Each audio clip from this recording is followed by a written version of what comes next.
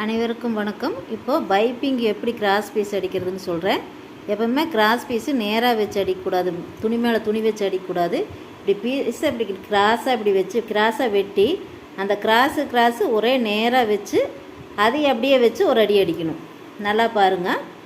இப்போ அந்த கிராஸு இப்படி இருக்க அந்த கிராஸு அதுக்கு ஆப்போசிட்டில் இன்னொரு கிராஸ் பீஸ் வச்சா அந்த பீஸுகளை பார்த்தா ஒரே மாதிரி இருக்கணும். அப்படியே கிராஸ் ஜாயிண்ட்டு அப்படியே அது மேலேயே தூக்கி வச்சு அந்த கிராஸில் வச்சு அப்படியே அடிக்கிறோம். பீஸ் அக்கட்டால் எடுத்துட்டோம்னா அந்த கிராஸ் மாறி போயிடு. நாம் அந்த கிராஸ் அப்படியே வச்சு அப்படியே அது மேலே தூக்கி வச்சு அப்படியே திருப்பி அந்த கிராஸு. நிறையா பேர்த்துக்கு இந்த கிராஸ் அடிக்கிறது எப்படிங்கிறது தெரியாது. அப்படியே நேராக வச்சு அடிச்சிருவாங்க. அது பைப்பிங் பார்த்தா ரொம்ப சுருண்டு பாரு. இப்படி வச்சோம்னா இது தப்பு. அதே துணியை திருப்பி வச்சோம்னா அந்த கிராஸு ஜாயிண்ட் ஆகுது.